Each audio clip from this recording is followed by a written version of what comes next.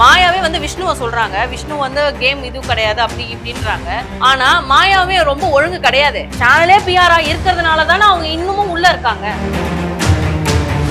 காலம் வரும்போது பதில் சொல்லணும், காலம் வரும்போது புரிஞ்சுப்பீங்க அப்படிங்கிற மாதிரி நாங்கெல்லாம் புரிஞ்சுக்கிட்டோம். 40வது நாள் ஒரு வெளியில வந்து அந்த 1 வீக்ல எல்லாருமே புரிஞ்சுக்கிட்டோம். பூர்ணிமாவும் மாயாவும் ஒரு ஃப்ரெண்ட்ஷிப் லவ். அந்த மாதிரி தான் இப்ப விஜய்க்கும் அர்ச்சனானாங்க, அப்புறம் விஜய் மாயானாங்க. இவங்களை கம்பேர் பண்ணும்போது மணி பெட்டர்.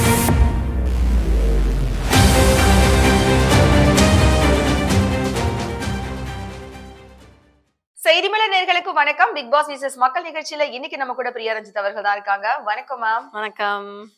எப்படி போச்சு சண்டே ஸ்பெஷல் அப்படின்னு தான் சொல்லணும். ஏன்னா நம்ம எதிர்பாராத ஒரு விஷயம் அன்னைக்கு நடந்திருக்கு. நம்ம எல்லாரையும் இவங்க வெளில போவாங்க, அவங்க வெளில போறாங்க அப்படின்னு கெஸ் பண்ணவே தவிர இவங்களையும் நம்ம கெஸ் பண்ணோம். பட் வந்துட்டு நம்ம ஒரு இதுல ஆப்ஷன்ல வச்சிருந்தோம். பட் ஆப்ஷனே வெளில போகும்போது எப்படி இருந்துச்சு? ஓகே, நல்லா இருந்துச்சு. நான் ஃபீல் பண்ணது அவங்க ஃபினாலே வரணும்னு நான் ஸ்டார்டிங்ல நினைச்சிட்டு தான் இருந்தேன். பட் மிடில் அவங்க பண்ண அந்த விஷயங்கள் எல்லாமே வந்து ஆமா கிட்டத்தட்ட, அதாவது இவங்க என்ன பேசுறாங்க, அவங்க என்ன பேசுறாங்க அப்படின்னு சொல்றவங்க இவங்களும் பின்னாலதான் பேசிட்டு இருந்தாங்க. அந்த வீட்டுல யாராலுமே பின்னால பேசாம இருக்க முடியாது. பட் அதுல ஒரு நேர்மைன்னு ஒண்ணு இருக்கணும்ல. இப்போ ஒருத்தவங்க அர்ச்சனா வந்து தப்பு பண்றாங்கன்றனாலதான் நீங்க வந்து அவங்க கிட்ட இருந்து ஒதுங்கி இருக்கீங்க. அதே தப்ப மாயா பண்ணும்போது அவங்களுக்கு சப்போர்ட் பண்றீங்களே. சோ அது என்னால அக்செப்ட் பண்ண முடியல. அதனாலதான் வந்து நான் யோசிச்சேன். அப்பவே நான் யோசிச்சேன் இவங்க ஃபினாலே போறதுக்கு வந்து இவங்களுக்கு தகுதி இல்ல அப்படிங்கிற மாதிரி. அண்ட் அதே மாதிரிதான் நான் மணியா இவங்களா அப்படிங்கிற மாதிரி ரொம்ப கன்ஃபியூஷன் போச்சு ஃப்ரைடே சாட்டர்டேல எல்லாம். பட் அதுக்கப்புறம் நம்மளுக்கு நேத்து வந்து சார் வந்து அனௌன்ஸ் பண்ணிட்டாரு சித்ரா வந்து கிளம்புறாங்க அப்படிங்கிற மாதிரி. அண்ட் இன்னொரு விஷயம் என்னன்னா, சார் யாரையுமே வந்து ஃபைனல் போனதுக்கு வாழ்த்தும் பண்ணல. அது ஏனே தெரியல. இது வரைக்கும் டாப் 6 வந்திருக்கீங்க, சூப்பர், நெக்ஸ்ட் வீக் ஃபினாலே அப்படிலாம் எதுவுமே சொல்ல. அது பயங்கர ஷாக்கா இருந்தது எனக்கு. இன்னும் ஒருத்த உள்ள இருக்கிறதுனால சரி அவங்களும் வந்ததுக்கு அப்புறம் 5 கண்டஸ்டன்ட்க்கு மட்டும் நம்ம வாழ்த்துக்கள் தெரிவிக்கலாம்னு நினைச்சிட்டாங்க. அப்படி சொல்ல முடியாதே, அப்படி மிடில்ல வந்து சொல்ல முடியாதே. ஏன்னா வந்து இப்ப சப்போஸ் மிட் வீக் எவிக்ஷன் வச்சு யாராவது ஒருத்தர் தூக்குறாங்க அப்படின்னா டைரக்டா சாட்டர்டே வந்து ஃபினாலே வீக் தான். ஃபினாலே தொடங்கிடுவாங்க. சோ அப்படி ஃபினாலே தொடங்குறாங்கன்னா அப்போ இந்த வீக்கே அவர் விஷ் பண்ணிட்டு போனதான் உண்டு. அவர் என்ன ஒரே வார்த்தையில முடிச்சிட்டாருன்னா நான் ஃபினாலேல சந்திக்கிறேன் அப்படின்ட்டு போயிட்டாரு. யாருக்குமே அவர் விஷ் பண்ணல நினைக்கிறேன். அதனால கொஞ்சம் மறந்துட்டாங்களா என்னன்னு தெரியல. மேபி இருக்கலாம். பட் ஒரு விஷ் பண்ணிருக்கலாம், விஷே பண்ணல. அப்படி பார்க்கும்போது கொஞ்சம் வருத்தமா இருந்தது எனக்கு. ஏன்னா இத்தனை சீசன்ஸா வந்து அவர் இந்த மாதிரி ஒரு விஷயத்த பண்ணதே கிடையாது. லாஸ்டா ஒரு வாழ்த்துக்கள் தெரிவிக்கல. ஆமா, வாழ்த்துக்கள் ஃபினாலே போயிட்டீங்க அப்படின்னு சொல்றதுல ஒன்னும் தப்பு கிடையாது. பட் இட்ஸ் ஓகே, முடிஞ்சிச்சு. இன்னில இருந்து வந்து இந்த வீக்கான ஓட்டிங்லாம் இன்னில இருந்து தொடங்க ஆயிடுச்சு. ஓகே, இப்ப பாத்தீங்கன்னா மிட் வீக் எவிக்ஷன் இருக்கும் அப்படிங்கிற மாதிரி நீங்களும் சொன்னீங்க. மத்தபடி வெள்ளை ஸ்பாட் ஆயிட்டு தான் இருக்கு. இதுல பாத்தீங்க அப்படின்னா விஜய் அண்ட் மணி இவங்க 2 பேரும் அதிகமா பேசப்படுறாங்க. இவங்க 2 பேர்ல யாரு வந்து எவிக்ட் ஆவா? என்ன பொறுத்த வரைக்கும் எவிக்ட் ஆகிறதுக்கு தகுதியானவர் விஜய் மட்டும்தான். விஜய் மட்டும்தான். ஏன்னா 100 டேஸ் வந்து அந்த வீட்டுல மணி இருந்திருக்காரு. கண்டிப்பா. அதாவது மாயா பண்றது, விஷ்ணு பண்றது, தினேஷ் பண்றதெல்லாம் வந்து ஒரு விஷயமா கருத முடியாது அப்படின்னா மணி பண்றதையும் ஒரு விஷயமா நீங்க கருதக்கூடாது. மணி வந்து என்ன பண்ணிட்டு இருந்தாரு, லவ் தானே பண்ணிட்டு இருந்தாரு அப்படின்னு கேட்பாங்க. அந்த வீட்டுல மத்தவங்க எல்லாம் வேற மாதிரி லவ் பண்ணிட்டு இருந்தாங்க. எல்லாருமே வேற வேற மாதிரி லவ் பண்ணிட்டு இருந்தாங்க. அர்ச்சனாக்கு ஒரு love, singing love, Vichitra madam வந்து அவங்கள வந்து ட்ரீட், ஒரு பேபி ட்ரீட் பண்ணிட்டு இருக்கணும்ன்ற ஒரு லவ். கமல் சார் தான் உள்ள லவ் பண்ணுங்க அப்படின்னு சொல்லி பெர்மிஷன் கொடுத்திருக்காங்க. அப்படியே பண்ணாம இருக்கணும். மாயா வந்து பூர்ணிமாவும் மாயாவும் ஒரு ஃப்ரெண்ட்ஷிப் லவ். அந்த மாதிரிதான் இப்ப விஜய்க்கும் அர்ச்சனானாங்க, அப்புறம் விஜய் மாயானாங்க. இந்த மாதிரிலாம் போயிட்டு தான் இருந்ததே தவிர்த்து ஒரு டீசென்ட்டா வந்து அத லவ் அப்படின்னா அது மணி அண்ட் ரவினா உடனே லவ் பண்ணா பிக் பாஸ்ல இருக்கலாமா அப்படின்னு கேட்பாங்க. கிடையாது. நான் சொல்றது என்னன்னா இவங்களை கம்பேர் பண்ணும்போது மணி பெட்டர், அவ்வளவுதான். என்ன பொறுத்த வரைக்கும் இத்தனை கண்டஸ்டன்ஸ்ல கம்பேர் பண்ணும்போது மணி வந்து பின்னால பேசுறதா இருக்கட்டும், ஒருத்தவங்க கிட்ட சண்டை போடுறதா இருக்கட்டும், ஒரு பிரச்சனை உள்ள நுழையறதா இருக்கட்டும், அது ஒருத்தருக்கு மைனஸும் கூட தான் பிளஸும் கூட தான். சோ இப்ப அது வந்து மணிக்கு பிளஸ் தான் நான் நினைக்கிறேன். சோ அதனால மணி வந்து ஃபினாலேக்கு தகுதியானவர் தான். அதனால நான் யோசிச்சது வந்து ஃபினாலேக்கு அவர் இருக்கணும். எவிக்ட் ஆவர் தான் விஜய் வந்து எவிக்ட் ஆகணும். மிடில் வீக்ல எவிக்ட் ஆகணும். சொல்ல முடியாது, ஒரு சில டைம் வந்து 6ம் வந்து ஃபினாலே வரதுக்கும் வாய்ப்பு இருக்கு. இந்த டைம் அப்படிதான் கொண்டு போவாங்கன்ற மாதிரி எனக்கு தாட் இருக்கு. பட் அது கன்ஃபார்மா எனக்கு தெரியல. சப்போஸ் மிட் வீக் இருக்குன்னா இன்னைக்கு மார்னிங் கூட விஷ்ணு பேசிட்டு இருந்தார் தினேஷ் கிட்ட. இந்த வீக் பாருடா செலிப்ரேஷனுக்கு வருவானுங்க, மொத்தமா வியாழக்கிழமை எவனாவது ஒருத்தனை தூக்கிட்டு போயிடுவானுங்க அப்படிங்கிற மாதிரி. சோ அது வந்து கன்ஃபார்மான்னு தெரியாது. பட் நடந்தாலும் நடக்கும். ஏன்னா இத்தனை சீசன்ல வந்து ஒரு கடந்த ஒரு 3 சீசன்ல மட்டும் தான் மிட் வீக் எவிக்ஷன் மாதிரி வச்சிருக்காங்க. சீசன் 1, சீசன் ஐ திங்க் ஆமா சீசன் 1, சீசன் 6, இது சீசன் 7.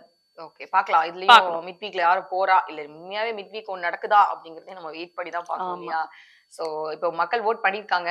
நிறைய வந்து நம்ம பார்த்தோம் அப்படின்னா டாப்ல இருக்கிறது விஜய் விட மணிதா இருக்காரு.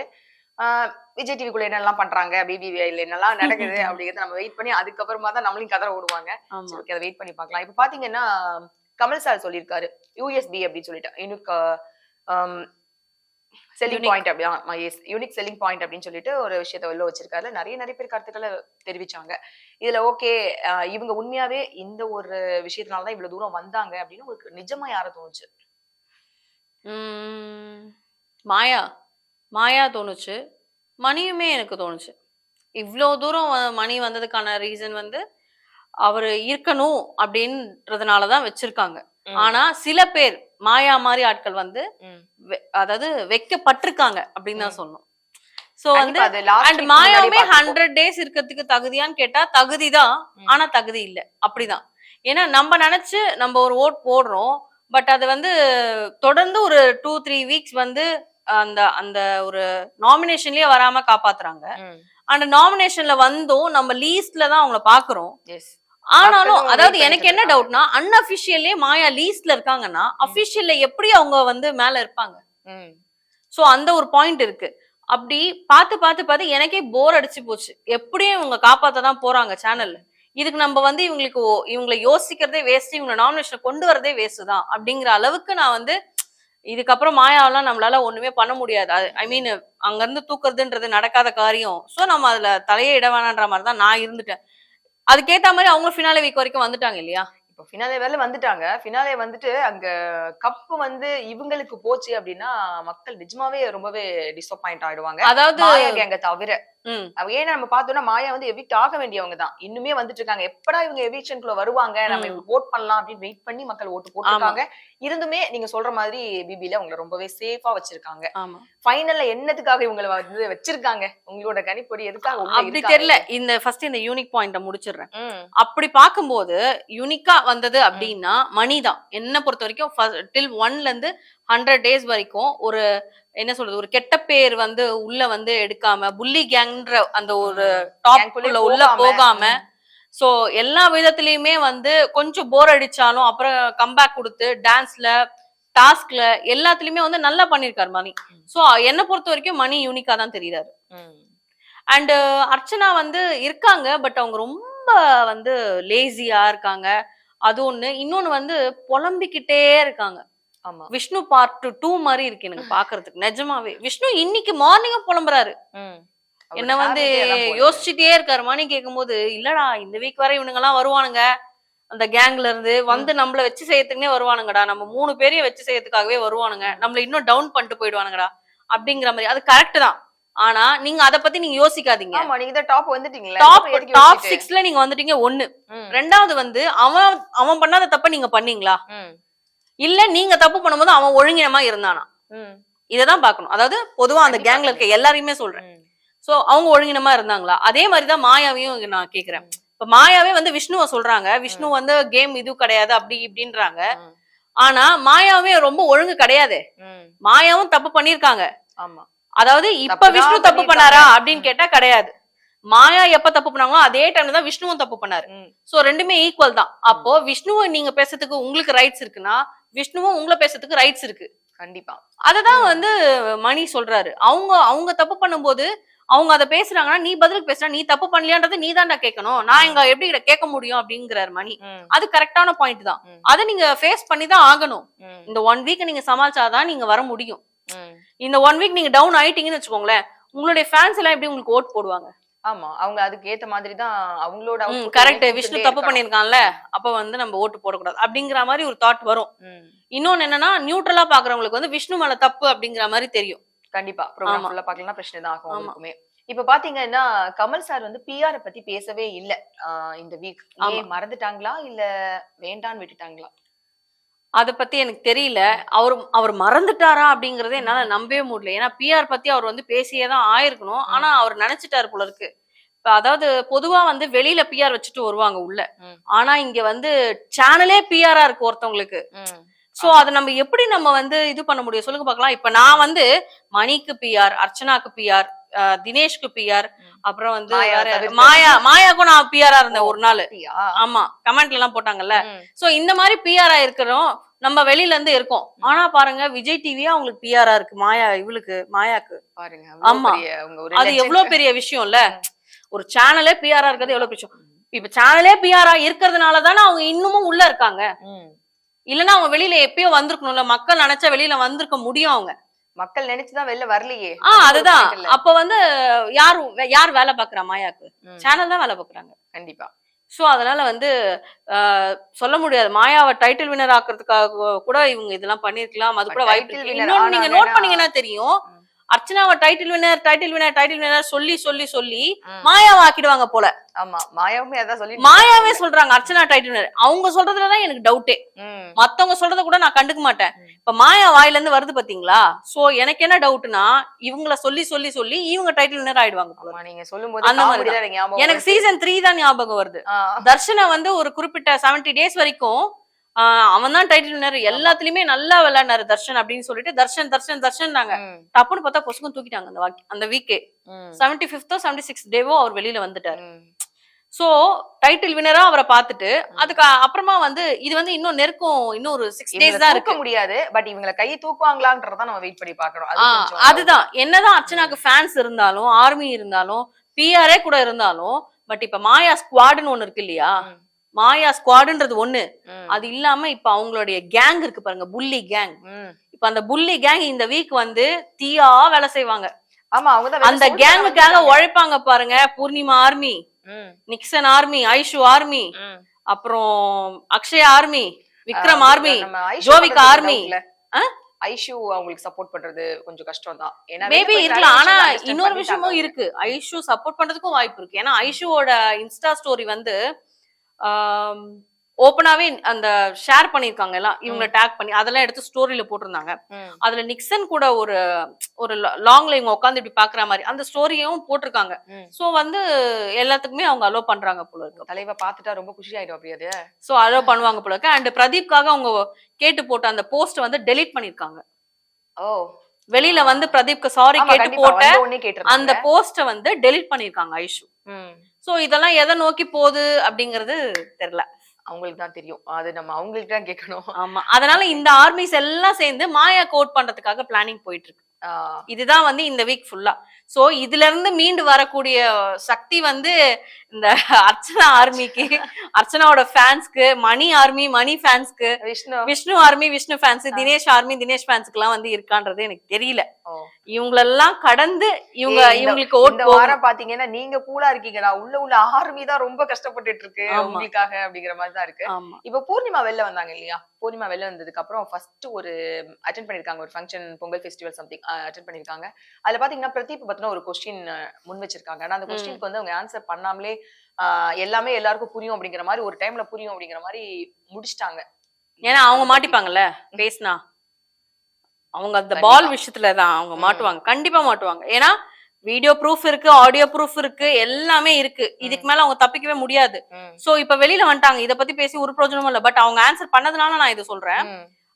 எல்லாத்துக்குமே வந்து காலம் பதில் சொல்லும். காலம் வரும்போது என்ன நீங்க புரிஞ்சுப்பீங்க. பூ பூக்கும், காய் காய்க்கும், எல்லாமே எல்லாருக்கும் புரியும். ஆமா, பூ பூக்கும் காய் காய்க்கும் எல்லாம் சொல்லிட்டு இருக்காங்க. நான் என்ன கேக்குறேன், அவங்க கேட்டது பிரதீப் இஷ்யூல என்ன ஆச்சு, உண்மையிலே என்னதான் நடந்தது அப்படிங்கிறது.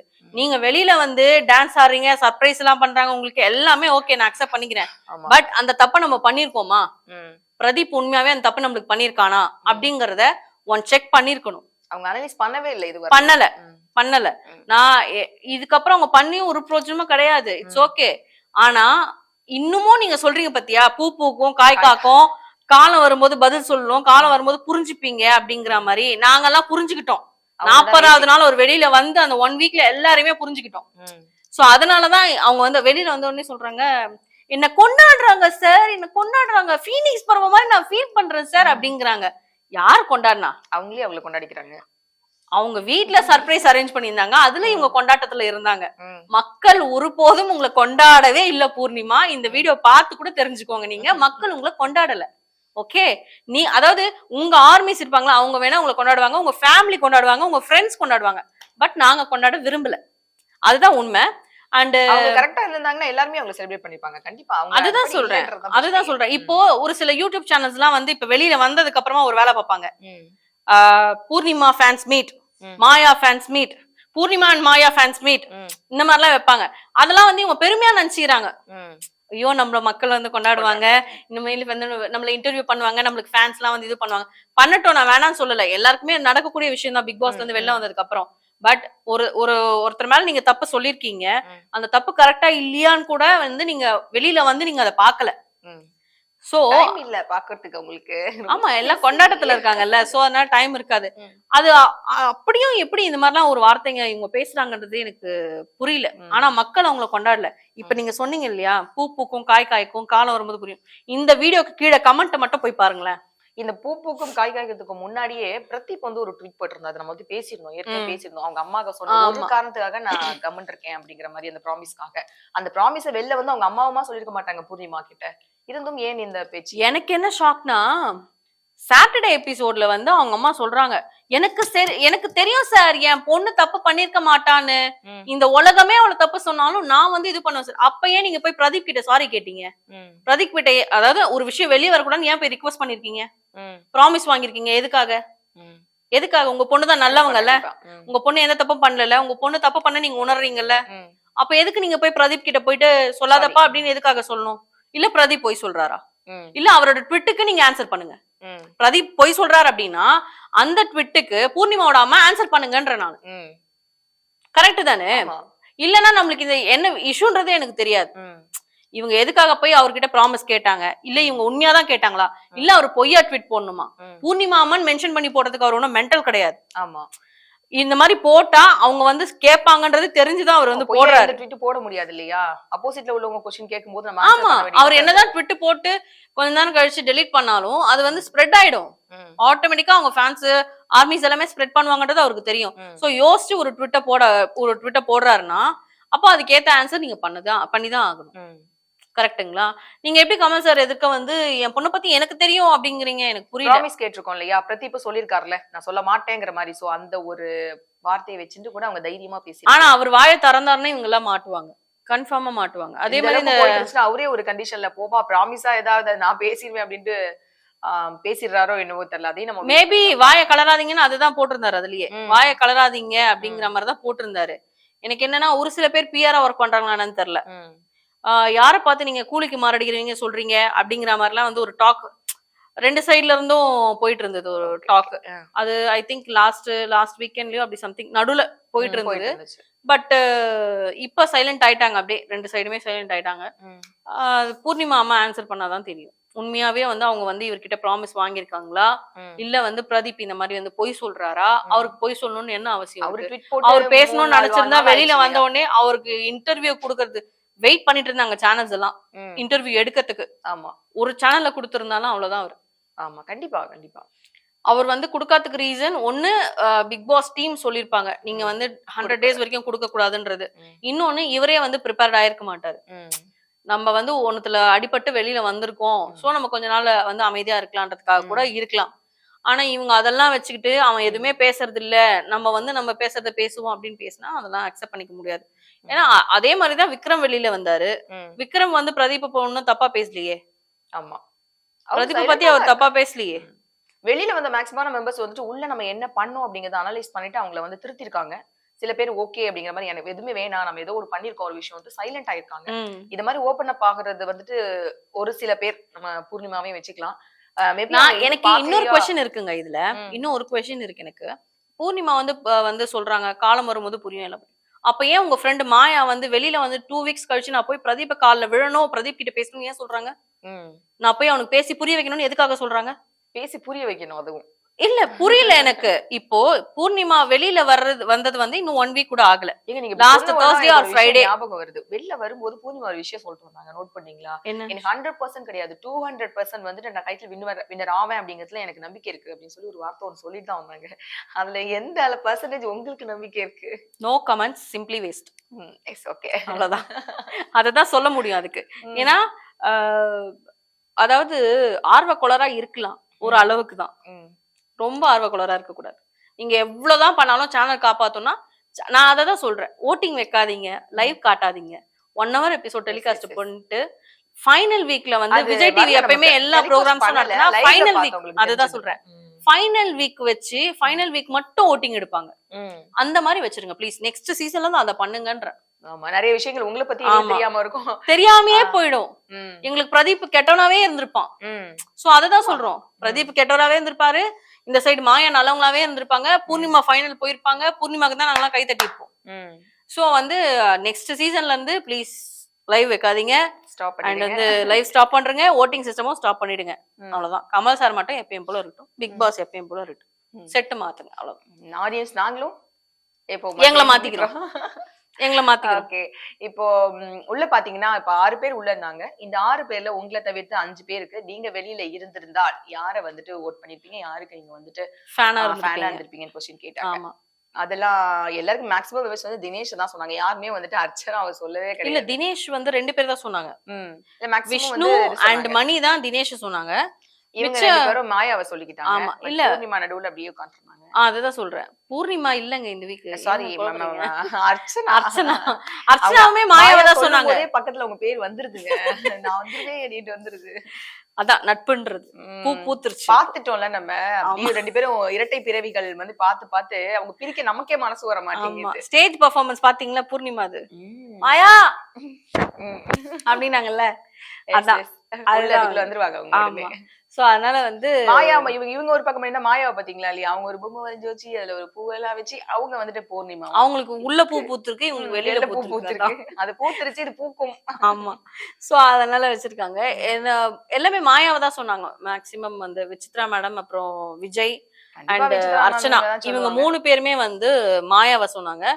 விஷ்ணுவும் மணியும் வந்து தினேஷ் சொன்னாங்க. தினேஷுமே மாயாவை தான் சொன்னாரு, அதுதான் பெரிய ஷாக். ஆமா, ஆக்சுவலா வெளியில அவர் வந்து பில்டப் கொடுத்துட்டு போனதெல்லாம் வந்து எப்படி இருந்ததுன்னா, மாயாவை போய் கிழிச்சு தொங்க விட போறேன், மாயாலாம் அந்த வீட்டுல இருக்கவே கூடாது அப்படிலாம் சொல்லிட்டு இவங்களோட டார்கெட் பாத்தீங்கன்னா அர்ச்சனாவை சொல்லிட கூடாது அப்படிங்கறதுல ரொம்பவே இதா இருந்தாங்க. வேற யார சொல்லலாம் அப்படிங்கும்போது மாயாவை பிடிச்சாங்க. அதான் நடந்துச்சு. ஆமா, அதுதான் நடந்துச்சு. அவங்க 3 பேர் கிட்ட அதுதான் நடந்துச்சு. ஐ திங்க் விஷ்ணு கூட இவங்க அர்ச்சனாவை சொன்னார், விஷ்ணு சாரி, மணி மட்டும் தான் வந்து தினேஷ் சொன்னாரு.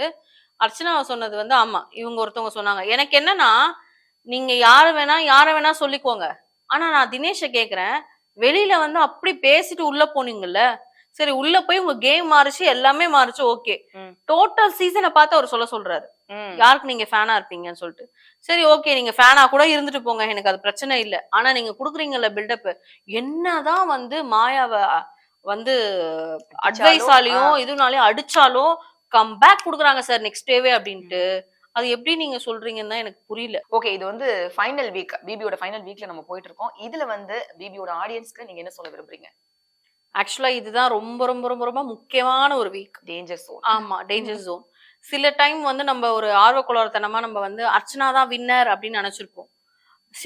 சில பேர் வந்து மாயா தான் வின்னர் அப்படிங்கிற மாதிரி நினைக்கிறாங்க, சில பேர் மணி தான் வின்னர் அப்படிங்கிற மாதிரி நினைக்கிறாங்க. என்னை பொறுத்த வரைக்கும் என்னன்னா, எல்லாருக்குமே வந்து ஃபேன்ஸ் இருக்காங்க, ஆர்மிஸ் இருக்கு, எல்லாமே பொதுமக்களும் வந்து நார்மலாவே யாருக்கு ஓட்டு போடணுமோ அவங்களுக்கு ஓட்டு போடுவாங்க.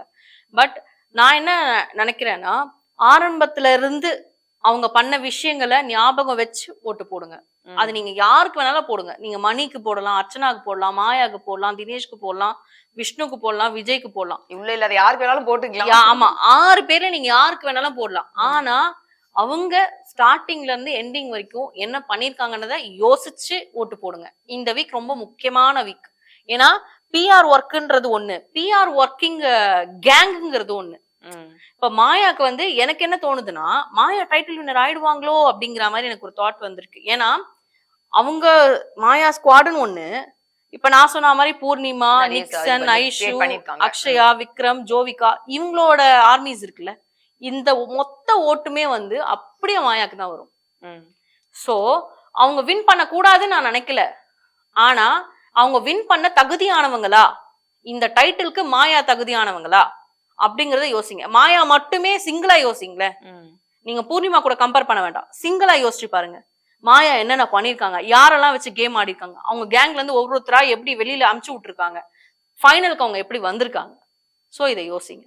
அததான் நான் சொல்றேன். இப்ப நீங்க சொல்றத பார்த்தா யோசிக்க வேண்டியது ஆடியன்ஸா இருக்கணும் அப்படிங்கறத விட பிபி ஷோ அவங்க நடத்துறவங்க தான் யோசிக்கணுமோன்னு தோணுது. ஏன்னா நம்ம ஓட் போட்டாலும் மக்களை வந்துட்டு அதை கன்சிடர் பண்ணிக்கிறது கிடையாது. இப்ப அவங்கதான் யோசிக்கணும் உள்ள லாஸ்ட்ல இருந்து எண்டு வேலை என்ன நடந்துச்சு, யாருக்கு இந்த கப் கொடுக்கலாம் அப்படிங்கறத அவங்கதான் யோசிச்சு முடிவெடுக்கணும் அப்படின்றது. நான் மாயாவை மட்டுமே சொல்லல, இப்ப அர்ச்சனாவும் வந்து வெளியில பிஆர் வச்சுட்டு வந்திருக்காங்க அப்படிங்கிற மாதிரி சொல்றாங்க. சோ அவங்க என்னதான் அவங்க வந்து ஒர்க் பண்ணாலும் என்ன பண்ணாலும் சேனல் டிசிஷன்றது ஒண்ணு இருக்கு. அவங்கதான் டிசைட் ஆமா, அவங்கதான் டிசைட் பண்ணணும்ன்றது ஒண்ணு இருக்கு. என்னோட தாட் என்னன்னா, PR channel and Maya and co gang, Maya squad இதெல்லாம் விட்டுருங்க. பேலன்ஸ் இருக்க பிளேயர்ஸ் இருக்காங்க. மணி இருக்காரு, அவங்களையும் கொஞ்சம் தினேஷ் இருக்காங்க, விஷ்ணு இருக்காங்க, விஜய் இருக்காங்க. சோ இந்த இவங்க 4 பேர்ல விஜய் போயிட்டா கூட மிச்சம் 3 பேர் இருக்காங்க. யோசிங்க, யோசிச்சு ஓட்டு போடுங்க. கண்டிப்பா. இல்ல நம்ம வந்து மணியை வின் பண்ண வைக்கணும், விஷ்ணுவை வின் பண்ண வைக்கணும்னா அவங்க ஃபர்ஸ்ட் டே டு 100 days என்ன பண்ணிருக்காங்கன்னு யோசிங்க. தினேஷ் உள்ள வந்து எத்தனை பேரை ட்ரிகர் பண்ணிருக்காரு.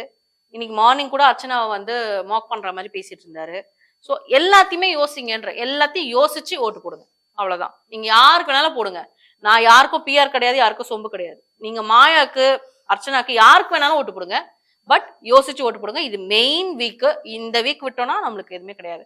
அண்ட் இந்த ஓட்டிங் போல்ல வந்து நியாயமா தான் நடக்குது அப்படின்னு கேட்டா அது எனக்கு தெரியாது. ஆனா நீங்க ஹாட் ஸ்டார்ல போய் ஓட்டு போடுங்க. இருந்திருக்கணும், அதனால போட்டுருங்க. ஹாட் ஸ்டார்ல போடுற ஓட்டும் மிஸ் கால்ஸ் மட்டும் தான் வந்து கணக்கெடுத்துக்கப்படும். ஸோ அதனால வந்து ஹாட் ஸ்டார்ல ஓட்டு போடுங்க. ஓட்டு போட்டு ரிசல்ட் வந்து நம்மளுக்கு என்னதான் வந்து சேனல் டிசைட் பண்ணாலும் ஹை ஓட்ல வந்து ஒருத்தவங்க போயிட்டாங்க அப்படின்னா அவங்களால ஒன்றும் பண்ண முடியாது. அவங்களுக்கு தான் கொடுத்தாகணும். ஸோ அதனால வந்து இந்த வீக் நம்மளுக்கான வீக். இந்த வீக் மட்டும் தான் நம்மளுக்கான வீக். ஏன்னா அடுத்த வீக்ன்றது கிடையாது. இதுதான் ஃபைனல் வீக். ஸோ இந்த வீக்கை வந்து யோசிச்சு ஓட்டு போடுங்க. ஹாட் ஸ்டார்ல ஓட்டு போடுங்க. அவ்வளவுதான். யாருக்கு வேணா ஓட்டு போடுங்க, ஆனா ஹாட் ஸ்டார்ல போடுங்க. இப்போ வந்து இந்த வாரத்துல கண்டிப்பா வந்து வெளில போயிருக்கிற கண்டஸ்டன்ட் ஏன்னா வர ஆரம்பிச்சிருவாங்க உள்ள. இப்போ நிக்சனும் ஐஷுவும் ஒண்ணா வரதுக்கான வாய்ப்புகள் இருக்கா? நிக்சன் ஐஷு வருவாங்க, ஆனா ஒன்னா வருவாங்கன்னு எனக்கு தெரியல. மேபி இந்த ஸ்டோரிஸ் எல்லாம் பார்த்தா வரதுக்கான வாய்ப்பு இருக்கு. 2 பேரும் ஒன்னா உள்ள வரதுக்கான வாய்ப்பு இருக்கு. பட் அவங்க பேரண்ட்ஸ் அலோவ் பண்ணா வருவாங்க. ஆனா ஐஷு உள்ள வர்றது கன்ஃபார்ம் தான். பட் பேரண்ட்ஸ் அலோவ் பண்றதை வச்சு இப்போ ஒரே வாரத்துல வந்து எத்தனை பேர் உள்ள வருவாங்க? ஒரு நாள்ல எத்தனை பேர் உள்ள வருவாங்க? ஒரு நாள்ல ஒரு 4ல இருந்து 5 பேர் வரதுக்கு வாய்ப்பு இருக்கு. ஏன்னா வந்து இப்ப டே கம்மியா இருக்கு இல்லையா? சோ நேத்து என்ட்ரா ஆகியிருந்தாங்க அப்படின்னா நேத்து ஒரு 4 பேரு, இன்னைக்கு என்ட்ரா ஆறாங்கன்னா ஒரு 2 பேரு 3 பேர். அதாவது அவங்களோட ஸ்கெட்யூல்ஸை பொறுத்து இருக்கு. சில பேர் டான்ஸ் பர்ஃபார்மன்ஸ் இருக்குன்னா அவங்க பிஃபோரா என்ட்ரி ஆயிட்டு பிஃபோரா போயிடுவாங்க. அந்த மாதிரி குறிப்பிட்ட டைம் வரைக்கும், அதாவது 1 day 2 days மட்டும் இருந்துட்டு, இப்ப நிக்சன், நான் சும்மா உதாரணம் சொல்றேன், நிக்சன், ரவீனா, அப்புறம் வந்து ஐஷு, இவங்க எல்லாம் வந்து உள்ள வராங்க அப்படின்னா இவங்க எல்லாம் வந்து Thursdays, அதாவது ஃபினாலே எபிசோடுக்கு பெர்ஃபார்மன்ஸஸ்க்காக இவங்க எல்லாம் வந்து பிஃபோரா வெளியில போயிடுவாங்க. வெளியில போயிட்டு பெர்ஃபார்மன்ஸ்க்காக ரெடி ஆகிறதுக்கு, பிராக்டிஸ்க்கு அப்படி போயிடுவாங்க. சில பேர் பிராக்டிஸ் பண்ணாம வெறும் வந்து உட்காந்துதான் பார்க்க போறாங்க அந்த கண்டஸ்டன்ஸ் அப்படின்னா அவங்க எல்லாம் வந்து வெனஸ்டே வந்துட்டு ஃப்ரைடே கிளம்புற மாதிரி இருக்கும், இல்ல Thursday கிளம்புற மாதிரி இருக்கும். நம்ம டெலிகாஸ்ட்ல ஃப்ரைடே வரும். சோ அந்த மாதிரி எல்லாருமே உள்ள வந்து டான்ஸ் ஆடுறதுக்கான வாய்ப்பு இருக்கு. விசித்ராவே ஆடுறதுக்கு வாய்ப்பு இருக்குன்னு நினைக்கிறேன். ஏன்னா அவங்க நிறைய உள்ள பண்ண விஷயங்கள் வந்து. அண்ட் இன்னொரு விஷயமும் சொன்னாங்க விசித்ரா மேடம், என்ன இந்த வீட்ல ஆட வச்சதே மணிதான். நான் இந்த அளவுக்கு ஆடி ரொம்ப வருஷம் ஆகுது. ஒரு சினிமாக்கு அப்புறமா என்ன வந்து நல்லா ஆட வச்சது மணிதான் அப்படிங்கிற மாதிரி சொன்னாங்க. அந்த பெருமையும் வந்து மணியை தான் சேரும். சோ நான் மணியோட பிஆர். சொல்லுங்க. ஓகே, நீங்களே ஒத்துக்கிறதுனால அவங்க உங்களை விட்டுருவாங்க, ஒண்ணும் பண்ண மாட்டாங்க, பிரச்சனையே கிடையாது நமக்கு. இப்ப விசித்ரா மேம் வந்து வெளில வந்திருக்காங்க. வெளில வந்துட்டு அதுக்கப்புறம் அவங்களோட அடுத்த ஸ்டெப் என்னவா இருக்கும்? பிரதீப்ப போய் பாப்பாங்களா? எனக்கு தெரிஞ்சு ஃபினாலே முடிகிற வரைக்கும் அவங்க கொஞ்சம் பிஸியா தான் இருப்பாங்க. அவங்க ஏதோ அவங்க ஃப்ரெண்ட்ஸ் எல்லாம் இது பார்ட்டி பண்ணிருக்காங்க போல இருக்கு நேத்து. சோ அதுல என்ஜாய் பண்ணியிருந்தாங்க. அண்ட் ஃபினாலே முடிகிற வரைக்கும் கொஞ்சம் எல்லாருமே, எல்லா கண்டஸ்டன்ஸுமே கொஞ்சம் பிஸி தான். அதுவும் இவங்க வந்து ரொம்ப நெருக்கத்துல எலிமினேட் ஆயிருக்காங்க. சோ அதனால போய் பாக்குறதுக்கு அவங்க கொஞ்சம் ஃபீல் பண்ணுவாங்கல்ல, ஃபேமிலி ஃபீலிங்லாம் இருக்கும். சோ அவங்க கிட்ட எல்லாம் பேசிட்டு போன் எல்லாம் நல்லா பாத்துட்டு அதுக்கப்புறமா கொஞ்சம் ரிலாக்ஸ் ஆயிட்டு அதுக்கப்புறம் ஓரளவு நீங்க சொல்ற மாதிரி ஃபினாலேல பெர்ஃபார்மன்ஸ் இருக்கு அப்படின்னா அதுக்கு என்னென்ன பிராக்டிஸோ சோ அந்த மாதிரிலாம் பண்ணிட்டு வாய்ப்புகள் இருக்கு. ஏன்னா அவங்க வந்துட்டு அதிகமா உள்ள நீங்க பாத்தீங்கன்னா அவங்க பேசுறது, அவங்க பண்றது எல்லாமே வந்துட்டு எனக்கு ஒரு வாய்ப்பு கிடைக்கணும் சினிமாவில, நான் ரீஎன்ட்ரி கொடுக்கணும் அப்படிங்கிற மாதிரி நிறைய தனக்கு லாஸ்டா சார் கிட்ட சொல்லிட்டு போகும்போது அதான் சொல்லிட்டு அதுதான் ப்ரொஜெக்ட் பண்ணிருக்காங்க. எனக்கு வந்து இன்னும் நிறைய ஒர்க் பண்ணணும், சார் கேக்குற கூடவே, ஆமா சார் கூடவே ஒர்க் பண்ணணும் அப்படிங்கிற மாதிரி, இன்னைக்கு இன்னும் நிறைய ஒர்க் இருக்கு அப்படிங்கிற மாதிரி, ஒர்க் பாக்கணும் அப்படிங்கிற மாதிரி சொல்லியிருக்காங்க. அண்ட் எனக்கு தெரிஞ்சு நிறைய சினிமா ஒர்க் எல்லாம் அவங்களுக்கு வரும். ஆல்ரெடி சீரியல்ஸ் எல்லாம் பண்ணிட்டு தான் இருந்தாங்க. பட் சினிமா ஒர்க் தான் அவங்க கேப் இருந்தது. அதனால சினிமா ஒர்க் வர்றதுக்கு நிறைய வாய்ப்பு இருக்கு. அண்ட் ஃபர்ஸ்ட் பார்த்தோம்னா இவங்களோட ஸ்டோரி ஒன்று சொல்லியிருந்தாங்க. அந்த மாதிரி ஒரு நடிகர் வந்து தங்கிட்ட தப்பா நடந்துக்கிறதா சொல்லியிருக்காங்க. அதுக்காக வெளில வந்து நிறைய பேர் அவங்களுக்கு ஆக்ஷன் எடுக்கணும், அவங்களுக்கு ஒரு தீர்வு காணணும் அப்படின்னு சொல்லிட்டு ஒரு டாக் போயிட்டு இருந்துச்சு. இப்போ அது அப்படியே ஸ்டாப் ஆயிடுச்சு. இப்போ இவங்களோட ஆட்டிடியூடுமே வந்து கொஞ்சம் சேஞ்ச் ஆனதுனால கொஞ்சம் அப்படியே ஸ்டாப் ஆயிடுச்சு. இதுக்கான ஸ்டெப் திரும்பி எடுப்பாங்களா இல்ல அப்படியே அதை க்ளோஸ் பண்ணிடுவாங்களா? இல்ல அது எடுப்பாங்க. இவங்க கேரக்டர் மாறுறதுனால அந்த விஷயம் நடக்காம ஒண்ணும் போயிடாதுல்ல. நடந்திருக்க ஒரு விஷயம் தானே. அந்த விஷயம் நடக்கலன்னு ஆயிடுமா என்ன? கண்டிப்பா எடுப்பாங்க. பட் இதான் இந்த ஃபினாலே எல்லாம் முடிஞ்சதுக்கு அப்புறம் பிக் பாஸ் கொண்டாட்டம்னு ஒண்ணு இருக்கு. அதெல்லாம் முடிஞ்சு கொஞ்சம் ரிலாக்ஸ் ஆனதுக்கு அப்புறம் மேபி அவங்களுக்கு தோணுச்சுன்னா கண்டிப்பா ஆக்ஷன் எடுப்பாங்க. ஓகே. நம்மளும் அதுக்கும் வெயிட் பண்ணி பார்ப்போம். அண்ட் வந்து ஃபைனலுக்காக எல்லாருமே வெயிட் பண்ணிட்டு இருக்கோம். இந்த வீக் ஃபுல்லாவே நம்ம ஃபைனல் ரொம்ப வந்துட்டு எப்படி சொல்றது, ஒரு ஆர்வமா இருக்கு. அந்த அளவுக்கு ரொம்ப போயிட்டு இருக்கு.